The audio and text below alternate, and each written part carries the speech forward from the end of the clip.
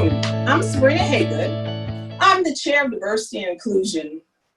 I personally want to thank you for joining us today for this extremely important topic. It is my hope that this webinar is the first of many conversations regarding diversity and inclusion. Today we have a speaker whom we can all learn from concerning a pressing issue of today, racism in America. And this 3-minute video will be his introduction before he begins to share his story concerning his home city of Chattanooga, Tennessee. A CBS News New York Times poll out tonight finds most Americans believe race relations in this country are bad. More than half of whites think so, and more than 2/3 of blacks. Even more troubling, 40% of blacks and whites believe race relations are getting worse.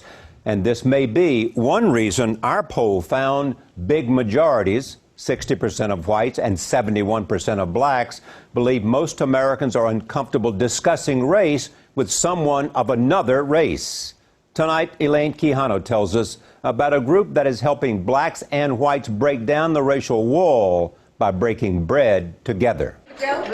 It starts out like any other dinner party. Thank you. That's great. I appreciate it. But then a difficult conversation begins. Blacks don't trust white people by and large. I didn't have any black friends. I mean, a couple of acquaintances. I never had them in our home, never been in their homes. They call themselves Chattanooga Connected, a group of blacks and whites who meet once a month to have dinner and talk openly about race. Then we are different. Yeah, but when I first came to the group, I was a little skeptical at first. I grew up in a very white neighborhood. We are segregated by every facet of our lives. They didn't want to have anything to do with me. She married a black man. They were brought together by 75-year-old Franklin McCallie, a son of privilege whose family name is seen everywhere in this town. He says he was raised to believe in the South's segregationist order. Did you used to use the N-word? I've used the N-word, and I told some in-jokes. They were less. They lived in less homes. They got off the street. They said sir to me as a young man.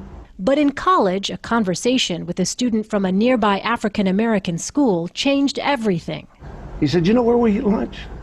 My uncles and I, who fought in World War II for freedom and justice and pursuit of happiness. We leave, we get on a bus and we ride 2 miles out of town to eat lunch because none of the stores we shop in will let us eat. Does it ever get uncomfortable, these discussions here? I think it's liberating because it was so freeing for the first time in my life to have a black man tell me what it really felt like to be walking around in a grocery store or a mini mart and have the owner of the mini mart following him around up and down the aisles because he didn't trust him. I had never thought about that.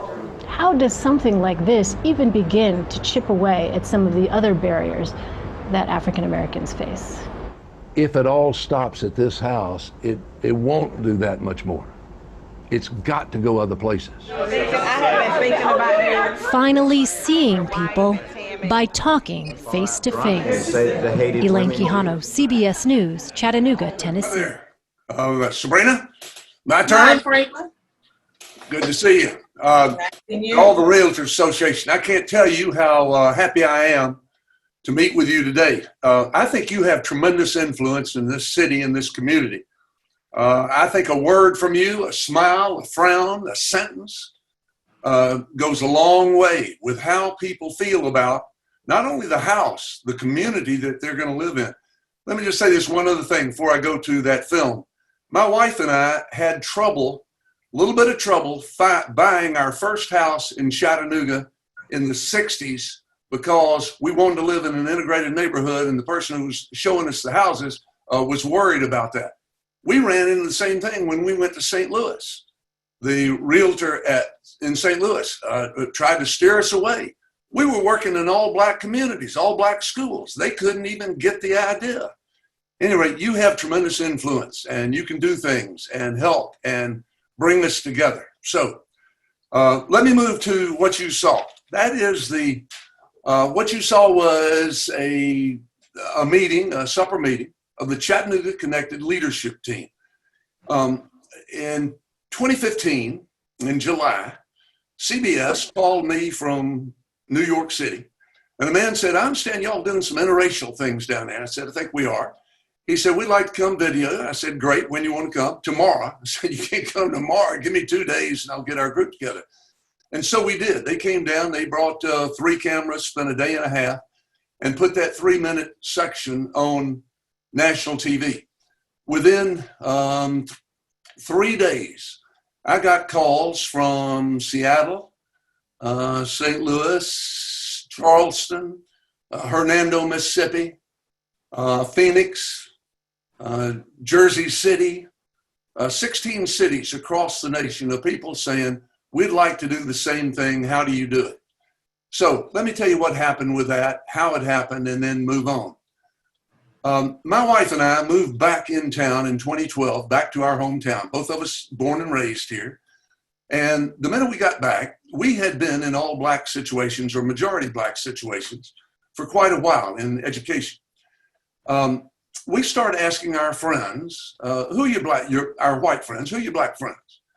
And almost to a person, not all, but pretty much the majority, they'd say, friends.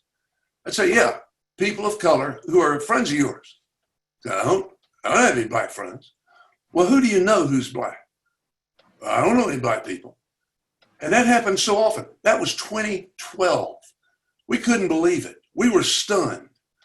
We called Eleanor McCallie Cooper, my cousin, who used to be the head of Chattanooga Venture in the late 90s, late 80s, early 90s.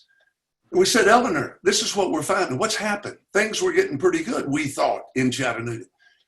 She said, Franklin, they were getting better in the late 80s, early 90s. And then we lost funding for Chattanooga Venture, where we used to get 1,000 people together, black and white, to plan on what was going to happen in Chattanooga. How did we want Chattanooga to move? And said, after that, there weren't any meetings, and it's gotten worse, and we've fallen apart. So my wife and I, Teresa, as I say, born and raised, a city high school student, we decided we had to do something about it. We are citizens of Chattanooga. This is our home. It was incumbent upon us, we felt, to do something about it. We were just refurbishing a house here on the south side, 1 block from Main and Market. And we then decided we'd knock out a wall in our living room so we'd make it bigger so that we could start having meetings in our own home. We decided meetings in our own home made the difference. We didn't want to go to a place. We didn't want to go to a church. We didn't want to go to a meeting venue. We wanted to be here in our home that was much warmer. And so we and Mel and Eleanor started inviting people to our home. First meeting, August 1st, 2013. The day before that, now I'm going to have water every once in a while. The day before that meeting, Eleanor had heard on NPR a fascinating study by 3 universities, one being Duke. And it said this, in most businesses across the nation at that time, where you had black and white associates, they'd work together. And then at lunchtime, the white associates would go one place to eat, and the black associates would go another. In most of those cases, there'd be the majority, of course, white, minority black, and they'd all eat at separate places. Here's what happened. In both conversations, it'd be home and social and so on. Then it'd be the job. Then it'd be what's new in the job, the new things coming down, the new inventions, and then it'd be openings, how you can move up the ladder. And what they said was, one of the reasons black people are not moving up the ladder in this country is they're not passing around the information. 15 white people have more information than 3 black associates. And we said that, we shared that at our first meeting.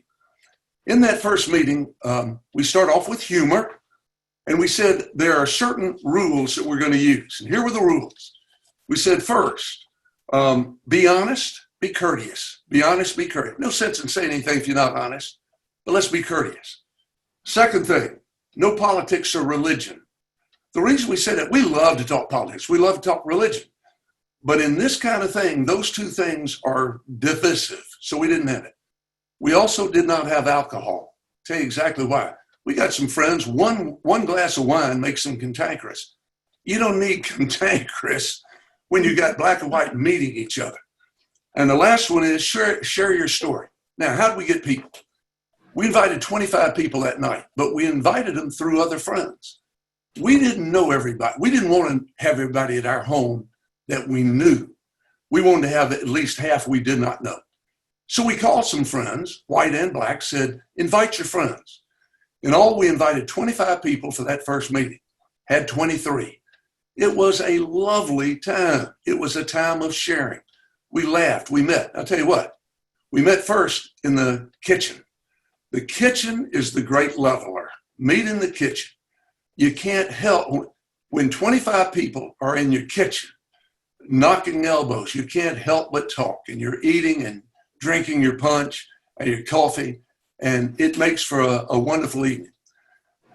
That first evening, there was a redheaded white woman who said, she's the one you saw in the movie, who said, I married a black man. She said, my husband's very dark. We've got a son. And she described him as cappuccino.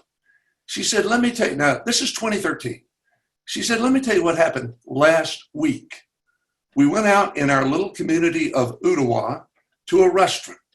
We sat down at the table, and at the very next table, a white man who, Franklin, is about your age, looked over at us and said, ugh, loudly, and got up with his wife and moved away. And everybody in our room that night said, no, 2013, it didn't happen. She said it happened exactly like that. In 2015, 2 years later, a woman who had come to one of our meetings came to me at the end and said, Franklin, let me tell you something, white female. She said, I heard that case study about the businesses. I did what you all said. I went to Edith, a black associate, said, Edith, I want to go with you today to have lunch with your associates, with our associates, our black associates. Edith said, great, come on. Then, as she's going out the door, she got a call from a white associate who said, June, I want to talk with you back here. So she went back, said, Edith, wait just a minute. Went back. Her white associate said, this is 2015. June, you do not want to be seen at a restaurant with those people. She worked with those people every single day. They were her associates. But this woman was saying what she did. I said, what'd you say to her? She said, I told her I did, and I went, and I'm still doing that. 2 years later, I get a call from a gentleman who has been at our, what we call Chattanooga Connect dessert conversations. He says, I want to come by and sit on your porch and drink coffee and tell you a story. So he comes by. He says, Franklin, you know, because I've told you before, this black gentleman, he that time was 63. He said, you know, I told you that I taught baseball. I coach baseball to my kids. Well, now my kids are grown. They're the coaches. I'm the assistant coach. They've got me out there in field. We laugh. He said, I was out in field the other day with 4- and 5-year-olds. And he said, I took the shoulders of a little 4-year-old white boy, and I showed him how to move. He was at second base. I showed him how to move when the batter hit. And he said, that little white boy, as I'm showing him how to move, turns and looks at me and says, black people don't touch white people. And I said, what'd you say? He said, I didn't say that to him. That night I called his parents. I told them what had happened. They apologized profusely. Well, what they didn't say, and they came the next day and had him apologize. But what they never said to him was, how did that happen? He has a grandfather he has an uncle who, they never said how that happened. How did that little 4-year-old boy get that kind of racism? I'm going to tell you in just a minute. But I want to tell you the last few things about our meetings. We had 24 of what we call dessert conversations. We got up to 60 in each of those. If you want to know where we put them in the living room, we took all the big chairs out, we put little chairs in. People when you're bumping elbows, you got to talk and you got to be nice and you got to share your story. We start off in big meetings. We then go to little meetings, a group in the living room, dining room, kitchen, and the 2 guest bedrooms. We asked everybody to share their stories. In the end, we also decided if the 4 white people, the 4 white cousins couldn't run this alone, we needed a leadership team. So we selected 17 black friends, 15 white friends. We had a 32-member leadership team who we had suppers with. That's the group that we became like relatives, family. 17 suppers, 24 dessert conversations, 1,600 people came through our living room in 6 years, 600 different people. And by the way, when you're having these, you call individually. You don't put out something over the email. People aren't going to come. People came into our home and would say to me, Franklin, I would not be here if your name weren't McCallie. I wasn't sure what was going to happen when I came to a black-white conversation. But since your name is McCallie, I decided there wouldn't be any ruckus or anything. I laughed each time, but they had to have that assurance. And almost to a person, white males would leave our home and come over and whisper to me, boy, I really needed that. We used to have these meetings 3 at a time. I found out that was best. You invite a person to come one night, they can't come. If you give them 3 nights, Thursday, Monday, or Wednesday, come one of those 3, they can come one of those 3 and you'll get them. So we'd have 60, 60, 60, 180, and then we'd wait 6 months and have another series. At any rate, we haven't had them in a while. Of course, we got the virus, but we also moved to smaller dinner parties. We were always intentional. You always do this intentionally. And you talk about, we are doing this on purpose to get black and white people together so that you will meet somebody you want to get together with and have coffee, have lunch, or start your own. 10 groups started based on our group. I think after 8 years now, there's only 1 group still going. But we don't know what all that's done.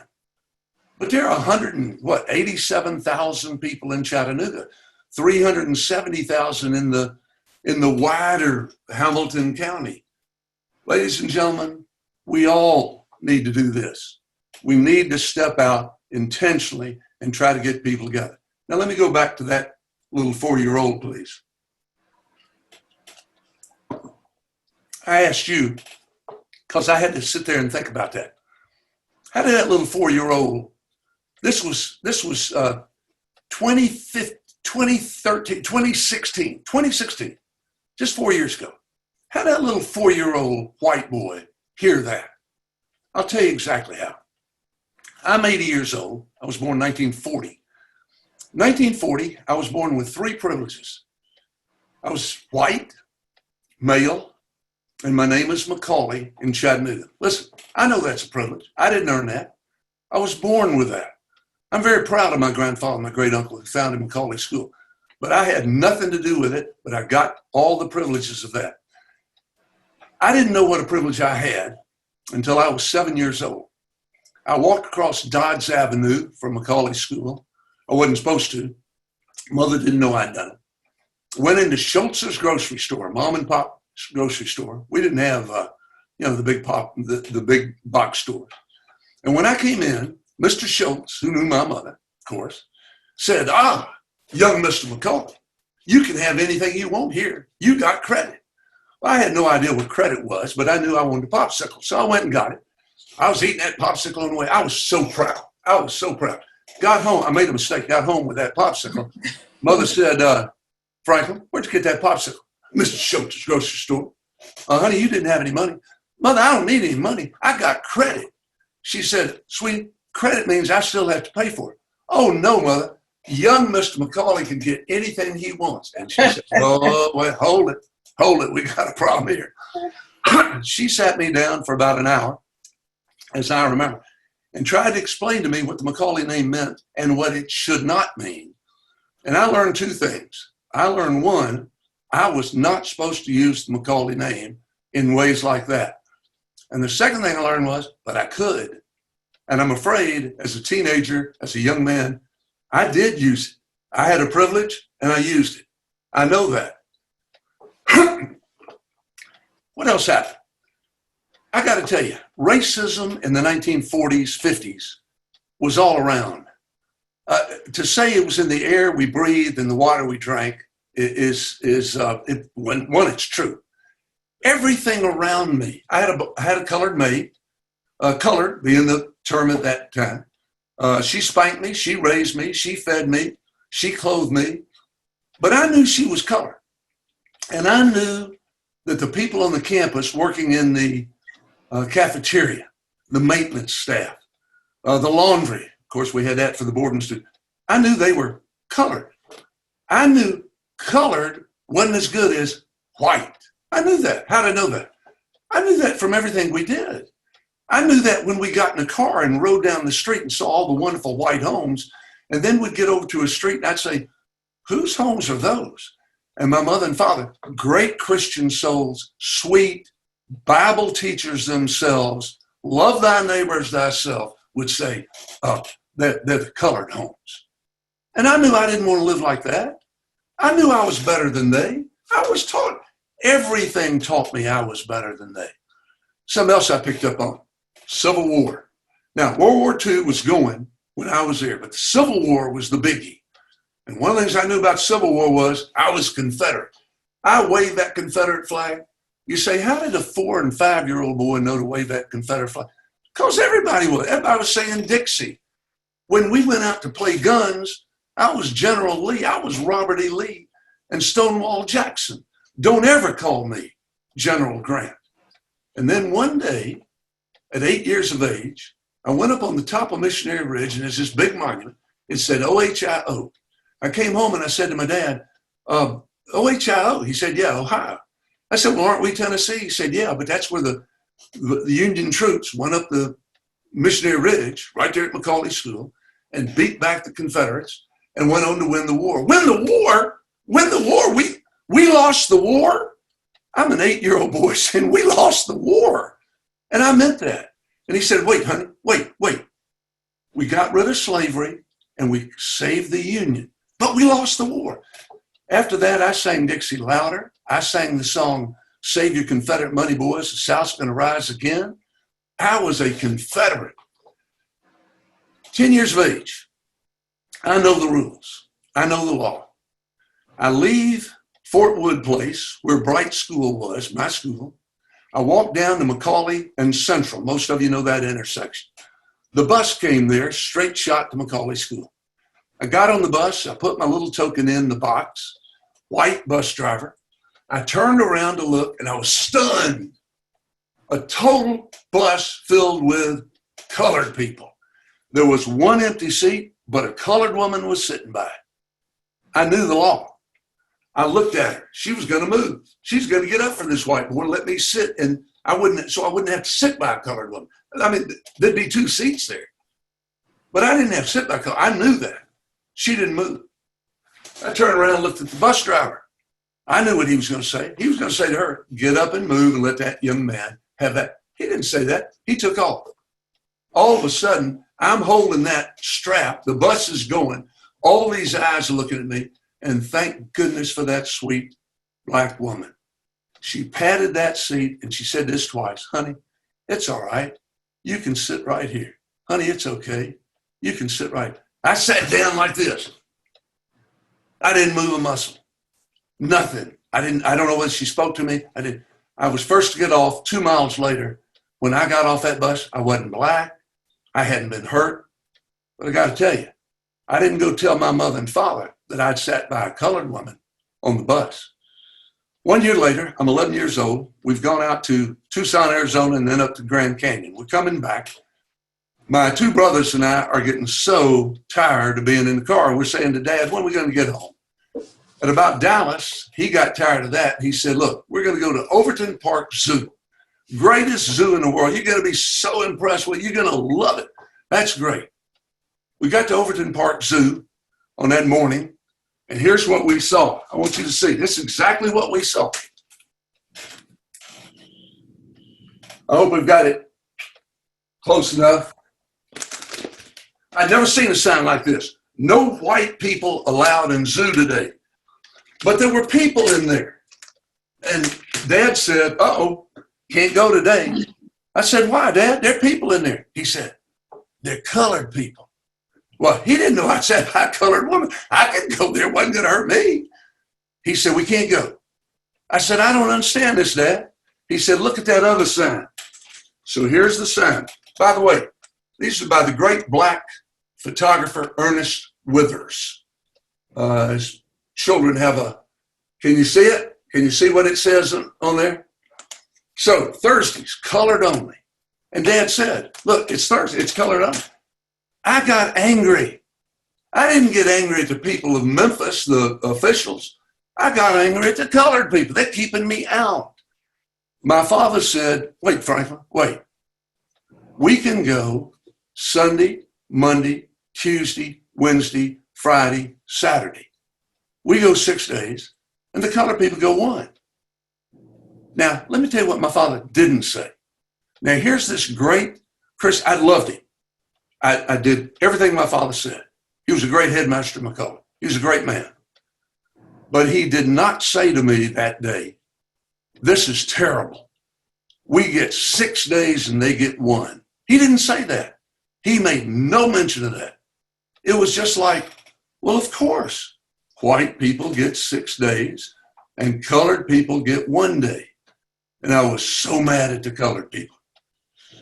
Within a couple of years, I'm 14. The Supreme Court decision, 1954, comes out. I'm with my father that day. My father is so angry at the Supreme Court. They've thrown us back 50 years. They ought to impeach Earl Warren. He's completely against the integration of black and white students. 1954. And that's the way I end up as a teenager, completely for segregation, against integration. And then I get to Rhodes College, Memphis, Tennessee. I'm 20 years of age. It's 1961, second year of the sit-ins. Fraternity brother of mine, in our group of 100 kids in the Presbyterian Fellowship, of course, all white from Rhodes College, says next week, Sunday afternoon, we're going over to Lemoyne College. It's now Lemoyne Owen, all black college, to have a dialogue. I raised my hand. McCallie, why are we going? To meet the colored kids. McCallie, why are we going to meet? What do we, to get to know what they think, Franklin? Why do we care about what the colored kids think? He said, Franklin, you're the one that needs to go most. So the next Sunday we go, 70 whites, 30 blacks. We're in a circle. And I'm going to tell you something. 1961, I'd never looked at a black person my age. And we get in that circle and we look at each other. One colored guy stands up. His name's John. John says, welcome to Rhodes College. Nice to have you here. We're going to have a 3-hour dialogue. We're going to talk for 3 hours with each other. We're just going to talk with each other. My friend gets up and he says, there are 2 rules. 1, be honest. 2, be courteous. You know now where I got it. Be honest, be courteous. Then we divided up. 10 people to 10 rooms. 3 black, 7 white. When we got in there, I wasn't going to say a word. I don't remember this kid, but this male was John, the leader, and this girl, amazing, gorgeous black girl. I never looked at a black girl. I didn't know there were gorgeous black women. I'm serious, I can be. But they started talking with each other and with the other members of several of our members talked with them back and forth. It took me 5 minutes to listen to them, to understand something I was amazed at. They were so smart, they were so quick, they were so knowledgeable. These 2 black kids were smarter than I was. I was the son of the headmaster of McCallie School, and these 2 black kids smarter than I am. And that made me mad at them. I got mad at them. Now I'm irritated with my father because he didn't know it. And he had never told me there were some smart colored kids. But I'm really mad at them. So I raised my hand. Now, I've got to be honest, but I've got to be courteous. So I said this. Now remember, It's 1961, second year of the sit-ins, but it's only 16 years after World War II. And I'm a World War II buff at that time, still am. I say to John, John, how come the colored soldiers, American colored soldiers, didn't fight any better than they did in World War II? They surrendered a lot and so on. John looked at me. He could have said, that's a stupid saying. He didn't say that. He said, Frank, where'd you hear that? I said, I heard it from my father. I had. My father had heard it from white Southern troops coming back who said, those ends, they didn't fight very well, and so on. I believe my father. My father believed that. John could have said, your father is stupid and he's an idiot. He didn't say that. If he had said that, the conversation's over and it's done and I don't know where I'd be today. Listen to what this 19-year-old black kid said. He said, Franklin, I don't think you and I know enough about that subject right now to talk intelligently about it. He saved my face. He saved my father's face. He said, but let me ask you something. Did you have anybody fight in World War II? And I said, yeah. One of my uncles was at Pearl Harbor when it was bombed, and another uncle fought in the Philippines. He said, so I had two uncles fight in World War II. I said, great. He said, what were your uncles fighting for? Well, I got righteously indignant. What do you mean what they're fighting for? They're fighting for freedom and democracy and pursuit of happiness. And what do you think? I'm righteously indignant that he even asked me the question. He said, so are my uncles. I didn't know where he was going. He said, let me ask you something else. You ever shop in downtown Memphis? I said, we're talking about World War II. He said, so am I. You ever shop in downtown Memphis? I said, yeah. He said, shop all day? Yeah. Did you eat? Yeah. Where'd you eat? I ate at World Wars 5 and 10. I'm a college student, didn't have much money. He said, you know, my uncles and I, the ones fought World War II for freedom and justice and pursuit of happiness. We shop in downtown Memphis. I said, great. He said, you know where we eat? Now, you've heard this already in the film, but I'm going to go ahead and tell you. He said, we get on a bus and we ride 2 miles out of town because we can't eat in the city of Memphis at the department stores where we spend our money. All of a sudden it hit me. I have never had anything hit me like that. It hit me in the chest. It hit me in the stomach. I tightened up. This is hard on me. Take time. It hit me so hard. All of a sudden I saw it. If my two uncles who had fought at Pearl Harbor in the Philippines, if they'd been told they couldn't eat at the store, they'd have torn that store up. And I saw it and I got embarrassed and ashamed and angry at my father and angry at my church and angry at every white person I'd ever known and angry at everybody who'd ever, and angry at, especially at me, especially because I'd been so gullible. I'd accepted all of that as truth. I didn't say another word, sat there for the rest of 3 hours, got in the car, went back to my dorm, lay down in my bed and sobbed. I cried. I was ashamed and angry and mad.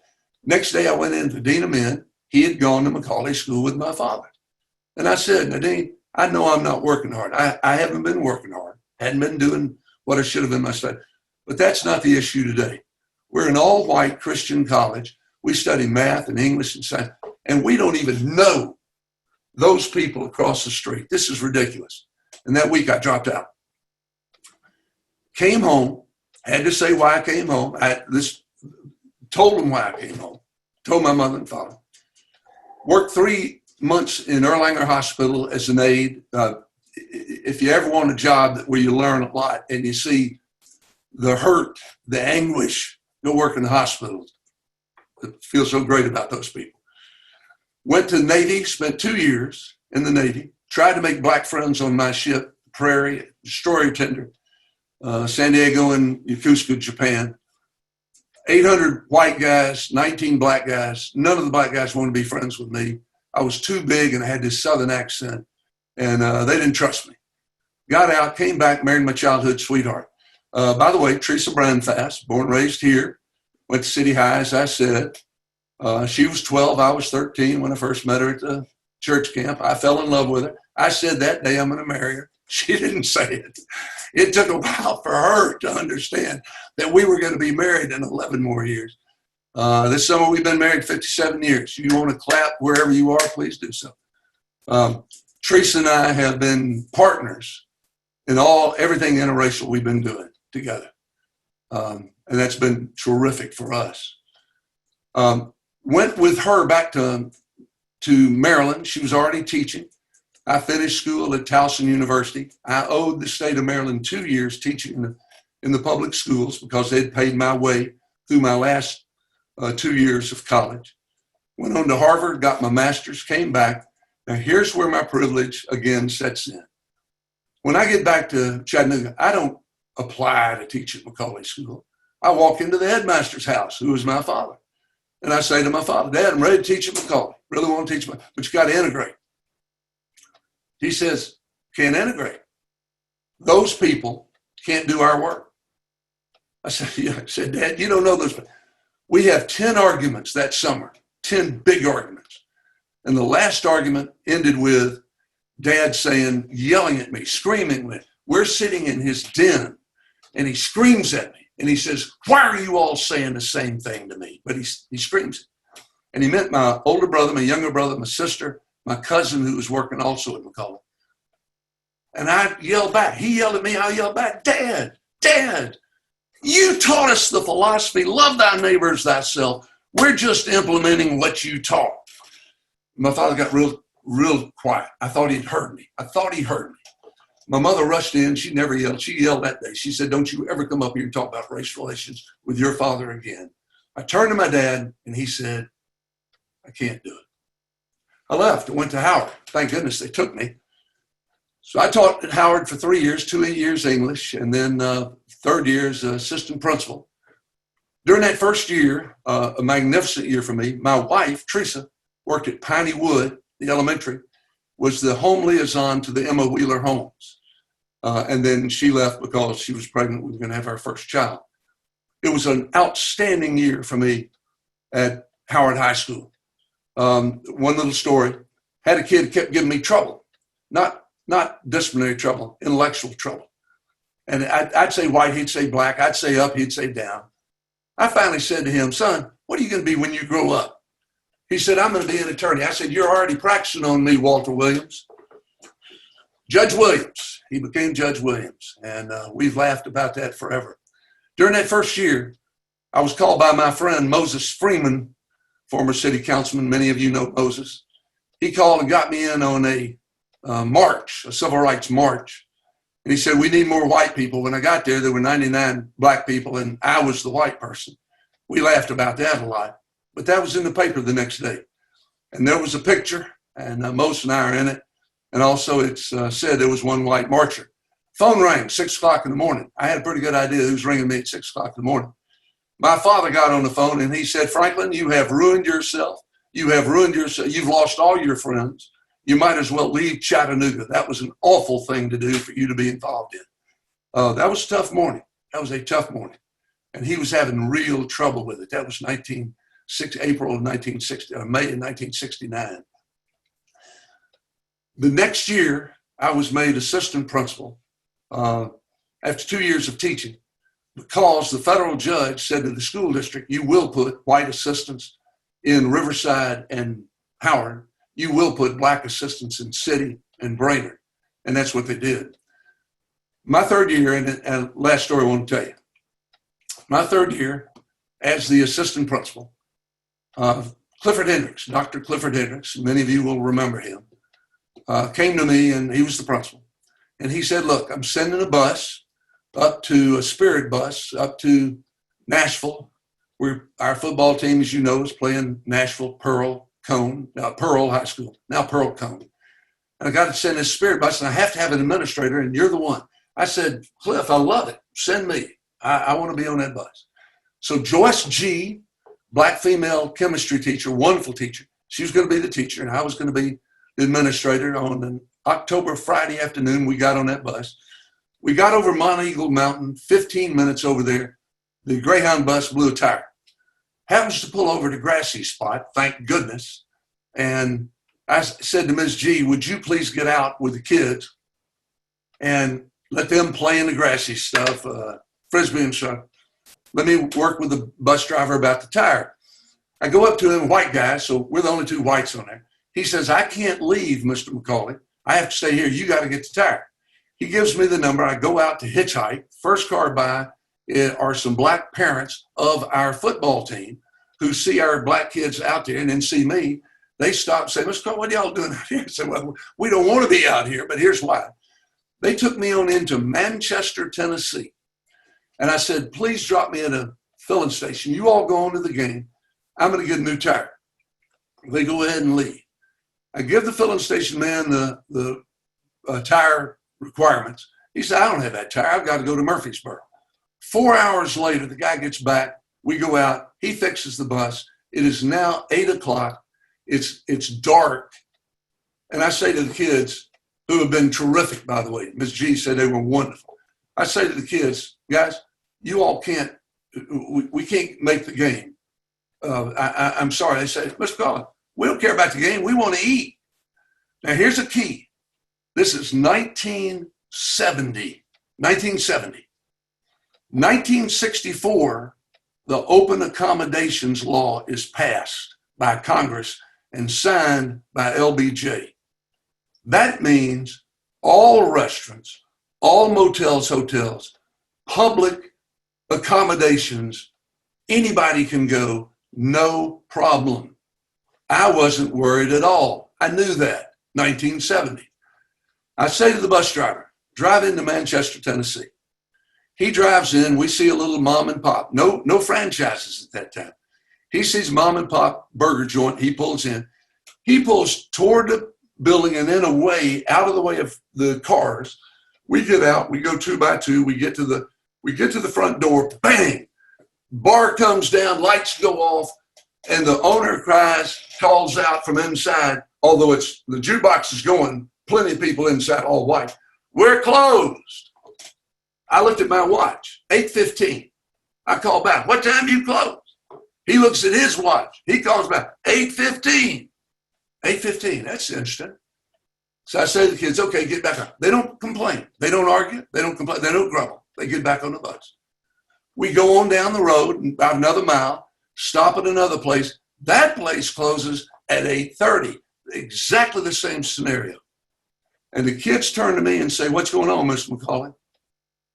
And I said, you know what's going on, and I know what's going on. But you're going to have your burgers. And then I was afraid. And what I was afraid about, I wasn't afraid. Listen, I could have called the sheriff and we'd all been arrested for causing a riot with 50 black kids. I wasn't afraid of being arrested. I was afraid I couldn't keep my word to these kids. These were my white people breaking the law against my black kids who were terrific and had done nothing wrong, and the law was on their side. And that wasn't right. So I say to the driver, let's go down the road. When you see the next burger joint, you stop. Stop right there. Pull over the side of the road. He did. I walked the last 100 yards. I got to the place. I got there, went in, and I said, where's the owner? And he told me, he said, he's right there. I said, you open? The lights are on the jukebox. He said, yeah, can't you tell? I said, well, yeah, I can. Said, can you feed 50 hungry teenagers? He said, oh, and he's thinking, he said, sure, bring them on. I said, I will. And I smile. I go back, get on that bus, and I say, look, driver, don't park across the lot. Get me at the door. He about put me through that door. I said to the kids, when you get off that bus, you get right on in, fill up the chairs as you go in, and don't ask for a menu. You decide now. You want a burger, fries, and a Coke, you ask for it. We got there. He puts me through that door almost. I grab the doors. I hold them open. The kids go in, pa-da-da-da-da, and sit down. We got our burgers. Third try. But let me tell you something. Remember when I walked out with that popsicle and I felt so proud? That's not the way these black kids felt. They knew how they got their burgers. They got their burgers because I have a white face. That's why they got their burgers. And that's wrong. And I said that was the last story, but I saved one because this is the hardest. This is the hardest one to tell you. My father, 1 year after he'd called and said, I ought to move out of town, said, it's all over for you here. Nobody likes you anymore. I'm reading the paper one morning at 6 o'clock again, and it says, Downtown Kiwanis Club takes first black member. I knew who had done that, Mr. Marion Gaston, another McCallie graduate, friend of my father's. I went down at the end of the day, got to his office, stuck out my hand and said, Mr. Gaston, congratulations. He said, what for, son? I said, Mr. Gaston, you're the only man I know who could get those white men of the Kiwanis Club, of the Downtown Kiwanis Club, to take their first black member. And he looked at me. He said, son, didn't you realize that was your father? I burst into tears, as I still do. I went to McCallie School. My father saw me coming when I parked my car. By that time he's crying, I'm crying. We hug. He's 60 years of age. And he said, Franklin, I've been wrong about black people all my life. Next year, the Board of Trustees said, you and your brothers and your cousin, you all persuaded me. Next year, the Board of Trustees and I will integrate McCallie School. And he called Baylor, GPS, and Bright School. And he didn't say, we'll go if you'll go. He didn't say that. He said, ladies and gentlemen, we're going. We're integrating. We're going to do it next year. We're going to make the decision. You want to come with us? Come on. And they all decided, the four of the schools decided to do that. I couldn't have been. It was one of the great days of my life. And that's why I tell it to you last. Thanks. I appreciate you listening. I can't see you, but I appreciate you listening. We got things to do. We got changes to make. And you guys can help make it happen.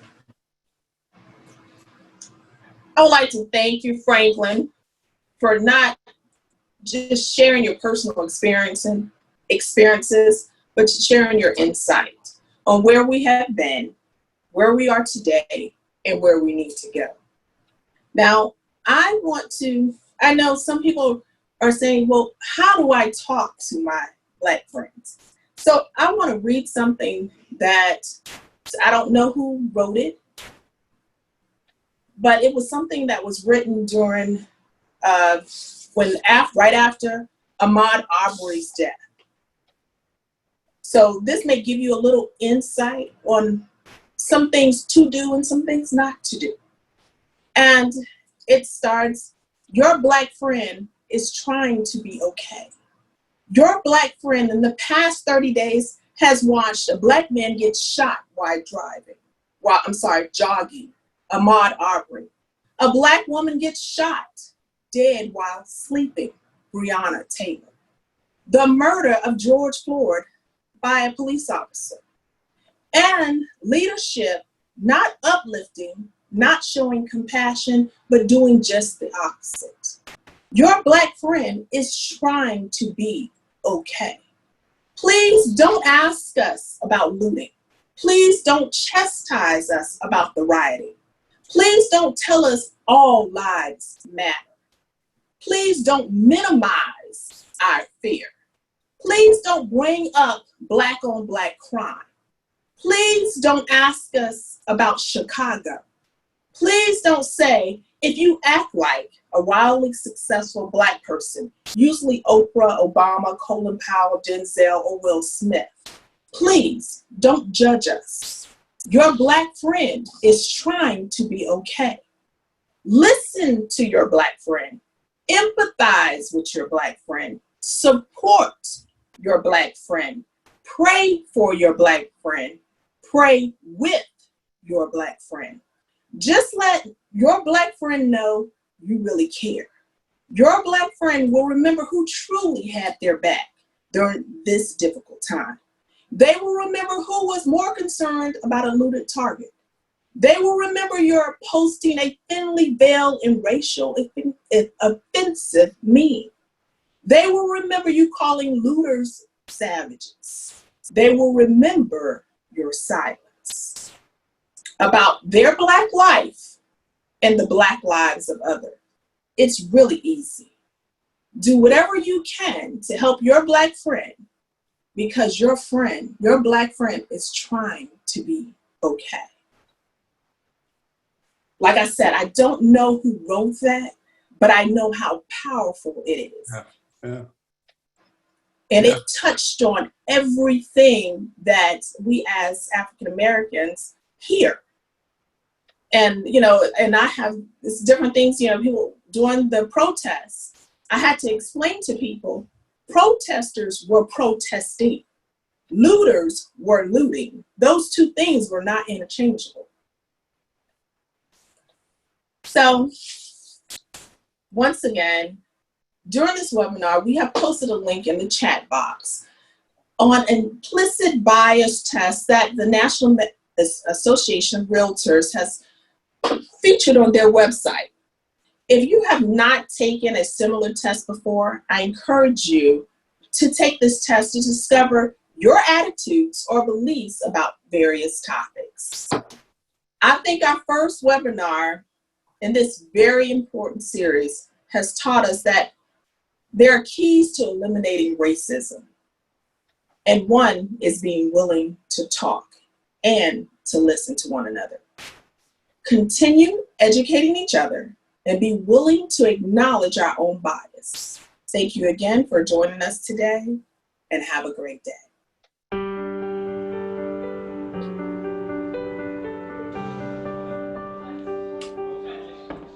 My wife Teresa and I returned to Chattanooga after being away for 41 years. We started going to events, musical events, speaking events, speeches, just a lot of different events. Teresa and I noticed that at some of those events, we were the only white people in the room. We went to other events where we'd be with all white people and there are no blacks in the room. We've got to start building personal relationships in this city. I think in that Yale study, where Yale, as I understand that,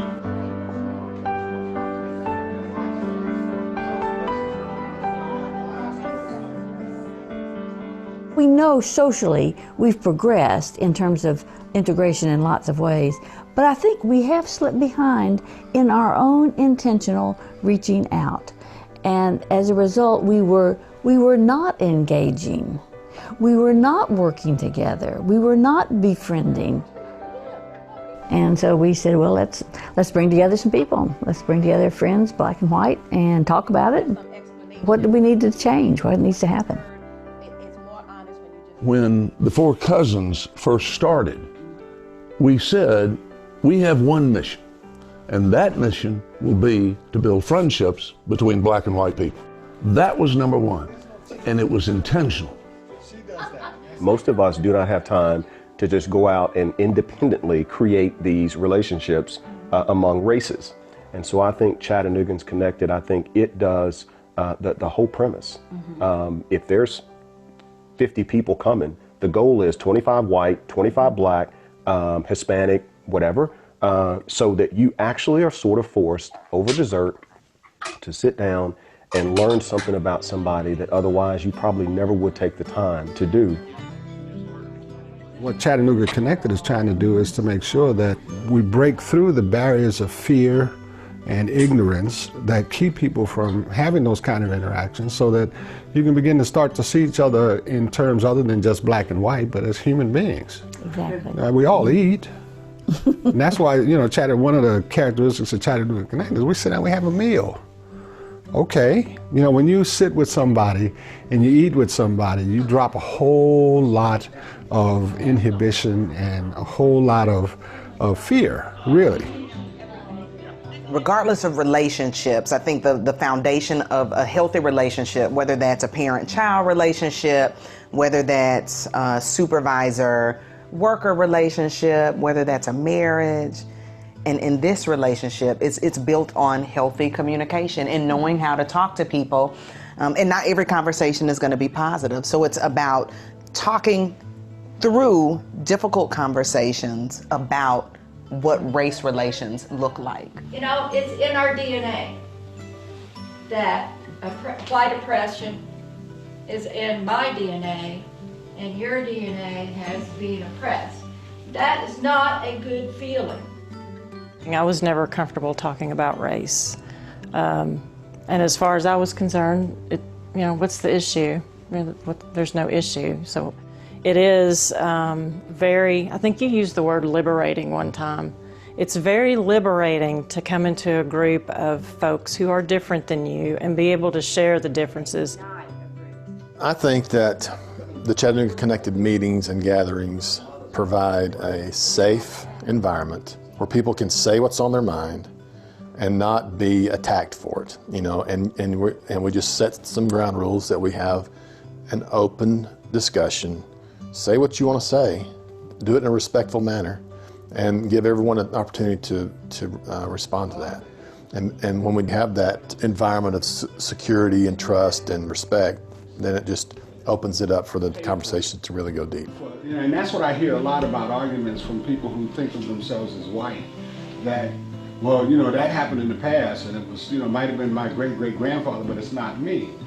And the extension to that is that somehow or another, if anything is done to compensate for this, it's going to be at my expense. Well, that's not true. I hope that through these conversations, more people will come on board willingly. As the result of our friendships, we're hoping that one-on-one we can help change attitudes, because I think it can happen tomorrow if we took individual responsibility to treat each other differently.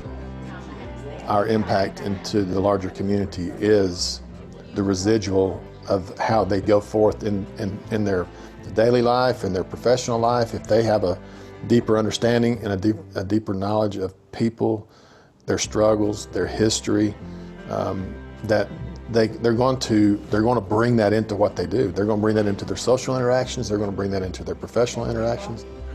We feel like that this group has sort of encouraged and inspired us as it relates to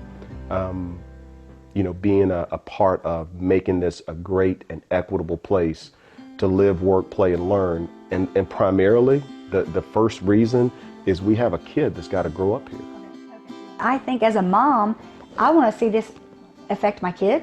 And so I think that our hope is that we as a group grow, and then that intentionality and that, to me, goes over into schools, it goes over into the community, it goes over into the business community, and I think we could actually make some progress. And the effects of slavery that I don't think... This is the way, probably the only viable way for something like this to succeed, is when you are intentional about getting into what there's a technical term for, but becoming family with another person. And ultimately, even if all you do is to make friendships, that's 2,000 miles down the road from where we presently are. And that's what's important. It changes the conversation. It changes the dinner conversation. It changes your social conversation. It changes your professional conversation. I mean, it's a small impact, but then those folks are going to other people, changing the conversation. So it's, I don't think we're intentionally trying to impact greater Chattanooga, but we know that's what the end result will be. We hope that's what the end result will be, because we will be changed. Okay, Franklin, so tell me, what do you see positive in Chattanooga concerning race relations and the improvement of race relations? What I see positive, every time we had one of these meetings, and when we have our small meetings, all the people who come are ready to talk. They want to do it. They don't know what to do. I had a white woman come in and say, Franklin, what do you say to a black person? And I said, well, I start off with, hi, I'm Franklin McCallie, Howard Hustlin' Tiger. Who are you? People want to talk. They don't exactly know how to start. There's a feeling, especially on the part of white folk, I don't know whether I should speak to this black person, because maybe they're going to turn me off. Maybe they're going to say something bad to me. what we allowed by doing this in our home, we showed, hey, everybody in here, 60 people in here want to talk with each other and be friends with each other and be nice to each other. And you know what? I go into stores now and I notice white people don't speak to each other, but every black person in the whole store speaks to each other. So I tried to do it. So I went in one day to a store. I was walking in, it was 2 o'clock in the afternoon on a Sunday afternoon. I saw an older black lady, here I am, 80. I saw an older black woman coming out and she had her bonnet on and I knew she'd been to church. 25 yards away, I said to her, that's the greatest Sunday outfit. I said, and Sabrina, she took off running at me. I knew, and put her arms out, so I knew she was going to hug me. She hugged big and she said, honey, do you love Jesus?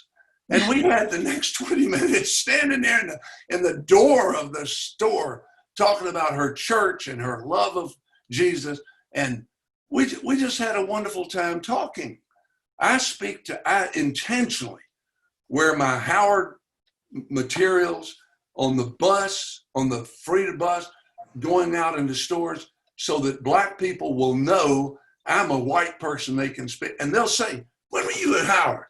I say 1968, 69, 70, 71. They said, well, I was at Riverside. I don't know that I like you, Howard. I said, I don't know I like you, Riverside. Or they went to Brainerd. You gotta intentionally do it. And Sabrina, we need to do it every day, every day, every day. Okay. Well, there was a question in the chat, and the question was, when did you come back and ask your father to teach at McCallie's? It was 1968. 1968. 1968. I'd just been to Harvard. Okay. And by the way, I want to tell you something. Some of the black kids over at Howard, when I got there, and some of the black teachers, there was a feeling on the part of them that the white teachers that went to the schools were assigned there because they weren't good. We're getting the worst of what. I just won an award for being the outstanding teacher at my school before I went to Harvard. And when I went in there, I told them that. I said, listen, you're not getting somebody who can't teach. I'm ready. And we had a great experience. I wanted them to know. I was intentional about that. But there were 10 white teachers. Gosh, were they dedicated. They were great. There wasn't one of them who had been sent there against their will. They wanted to be there. They were terrific. And by the way, Moses Freeman put his arms around me figuratively and physically and brought me in, and the whole staff did that. The kids did. Well, they worried at first. Who is this white man? But we worked through that. I just had a great, some of my best friends laughing and hugging today are kids who are my students. And we see each other and we hug. We don't hug right now in the pandemic, but we sure do every other time. Okay. Well, thank you so much. Now, I want to speak to, our title was Reform Races, which would be you. That was me. And the former cop, which is me. And we would like to thank everyone for joining us. And I'm going to tell you again, thank you again, and have a great day. Thanks. I appreciate it. Thanks, everybody. I appreciate you listening.